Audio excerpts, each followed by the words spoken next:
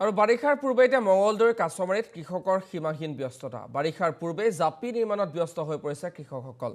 অঞ্চলটোৰ যিকোনো এটা পৰিয়ালৰ ঘৰত সমবেত হৈ জাপি নিৰ্মাণ কৰে এইসকল লোকে। অসমীয়া চহা জীৱনৰ এক অনবদ্য সামগ্ৰী হৈছে হালোৱাসকলে ব্যৱহাৰ কৰা এই জাপি।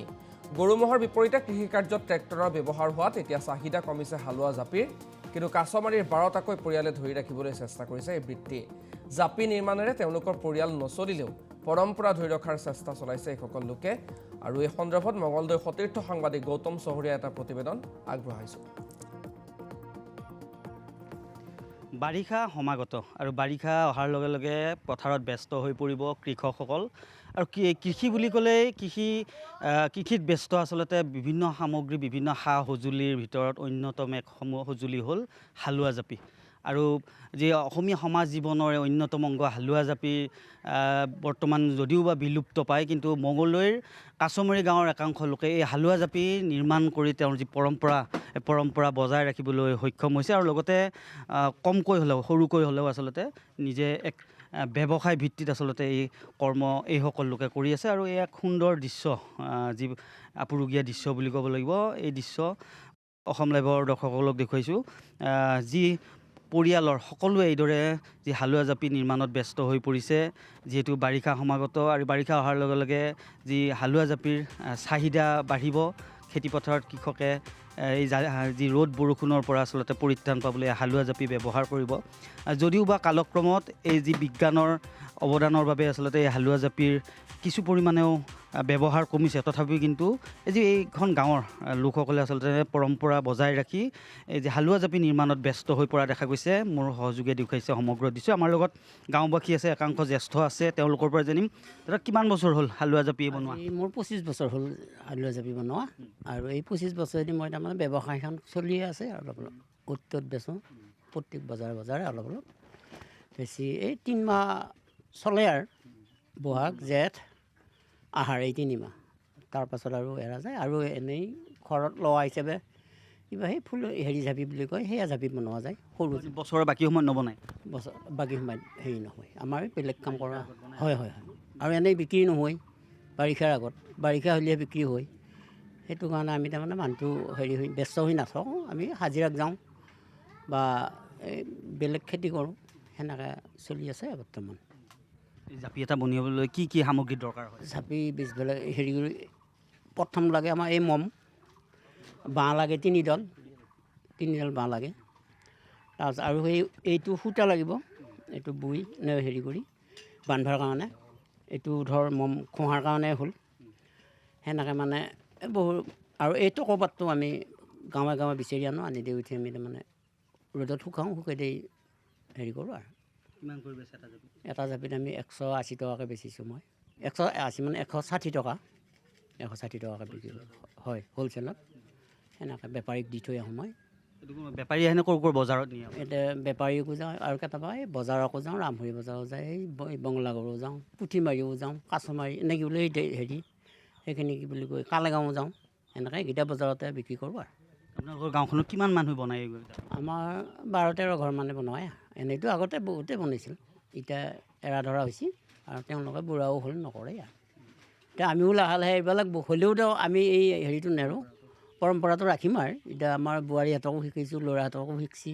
শিকিছেনে নতুন প্ৰজন্ম? হয়, শিকি আছে চব। এতিয়া আমাৰ নাতিয়াটো পাৰিলে আহিবা, সদায় দৈ তোলাবা। সেনেকৈ মানে কৰি আছোঁ। হয়, আচলতে এইদৰে পৰম্পৰা বজাই ৰখাৰ স্বাৰ্থতেই এইসকল জ্যেষ্ঠই তেওঁলোকৰ যি আচলতে যি জাপি নিৰ্মাণ, হালোৱা জাপি নিৰ্মাণত ব্যস্ত হৈছে। যদিও বা বছৰটোৰ বাকী সময় তেওঁলোকে বিভিন্ন কামত ব্যস্ত হয়, বাৰিষাৰ পূৰ্বে প্ৰায় 3-4 মাহমান এইদৰে আচলতে হালোৱা জাপি নিৰ্মাণত ব্যস্ত হয়। দাদা, সুন্দৰ পৰিৱেশ আপোনালোকৰ গাঁৱত, পৰম্পৰাটো ধৰি ৰখাৰ চেষ্টা কৰিছে, কি ক'ব? আমি মানে এই হালোৱা জাপি যিটো বনোৱা পৰম্পৰা, এইটো আমি মানে বজাই ৰাখিব বিচাৰিছোঁ।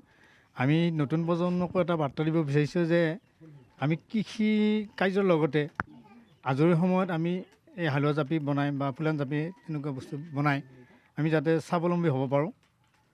আমি আমাৰ নিজৰ পৰিয়ালটোক কিছু আৰ্থিকভাৱে মানে সকাহ দিব পাৰোঁ। আমি এই বস্তুটো আমি বাৰিষাৰ আগত 3 মাহ আমি ধৰক বস্তুটো বিক্ৰী হয় হালোৱা জাপিটো বহাগ জেঠ আহাৰ তাৰপিছত এই হালোৱা জাপিটো আৰু বিক্ৰী নহয় বাকী সময়ত আমি ফুলান জাপি বনাওঁ আৰু আমি কৃষিকাৰ্যও কৰোঁ লগতে আৰু আমি এইটো আনৰ ঘৰতো কাম বন কৰা হয় তাৰমানে যেতিয়া এই হালোৱা জাপিটো কৰা শেষ হয় তেনেকুৱাকৈ আমি পৰিয়ালটো চলি আছোঁ আৰু ব্যৱসায় ভিত্তিত ল'ব পাৰি বস্তুটো ব্যৱসায় ভিত্তিত ল'ব পাৰি যদিও মানে এনেকুৱা হৈছে তাৰমানে বজাৰখন আমি সম্পূৰ্ণৰূপে দখল কৰিব নোৱাৰোঁ কাৰণ যিহেতুকে বস্তুটো তাৰমানে আগৰ তুলনাত চাহিদা কমিছে যদিও মানে হেৰি হয় এই বস্তুটো বিচাৰে বজাৰত কিন্তু সেইকাৰণে তাৰমানে আমি এই বস্তুটো ব্যৱসায় ভিত্তিত ল'ব পাৰিলে আমাৰ লাভ হ'ব কিন্তু আমি ধৰক এতিয়া ল'ব পৰা নাই আমাৰ মানে কিছু দুৰ্বলতা আছে আৰ্থিকভাৱেও আমি স্বাৱলম্বী নহয় সেইটো এটা আমি যদি ধৰক চৰকাৰৰ ফালৰ পৰা কিবা সহযোগো পাওঁ তেতিয়া আমি হয়তো আমাৰ এই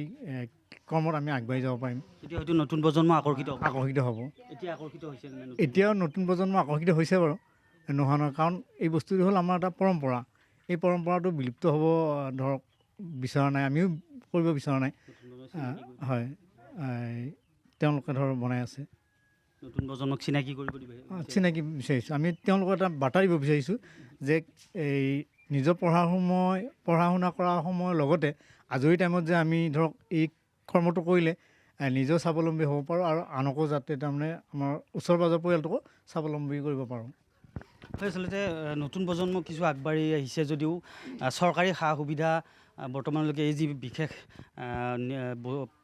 আপুৰুগীয়া সম্পদ নিৰ্মাণত যি চৰকাৰৰ কোনো সহযোগিতা নবঢ়োৱাৰ বাবে হয়তো আকৰ্ষিত নহ'ব পাৰে বুলি এনেধৰণৰ ধাৰণা কৰিছে আৰু এক ভাল লগা দৃশ্য দেখুৱাবলৈ মই সহযোগী অনুৰোধ কৰিছোঁ পৰিয়ালৰ পুৰুষসকলৰ সমান্তৰালভাৱে এইসকল মহিলাও আচলতে এই যি কৰ্মত আচলতে ব্যস্ত হৈ এই বাৰিষাৰ পূৰ্বে ৩-৪ মাহ আৰু নিজৰ পৰিয়ালটোক আচলতে সৰুকৈ হ'লেও আৰ্থিক সকাহ দিয়াৰ চেষ্টা কৰে আন এটা দৃশ্য দেখুৱাবলৈ হৈছে যি শহুৰৰ লগত বোৱাৰী আচলতে শহুৰৰ সমান্তৰালকৈ বোৱাৰীগৰাকীয়েও এইদৰে যি হালোৱা জাপি নিৰ্মাণত ব্যস্ত হৈ আছে বোৱাৰীগৰাকীৰ লগত কথা পাতিম ঘৰখনৰ বোৱাৰীগৰাকী বাইদেউ কেতিয়াৰ পৰা কৰে এই কাম মই নাই তেতিয়া পঢ়া শুনাত ব্যস্ত আছিলোঁ বাৰু তাৰপিছত বিয়া হোৱাৰ পিছত দেউতাক এইবিলাক কৰি থকা দেখা পাওঁ আৰু আজৰি সময়ত অলপকৈ দেউতাৰ লগতে বহোঁ দেউতাই এনেকৈ দিয়া সেনেকৈ দিয়া বুলি অলপকৈ শিকালে এতিয়া অলপ পৰা হৈছোঁ বাৰু তথাপি দেউতাহঁতৰ সমান পৰা হোৱা নাই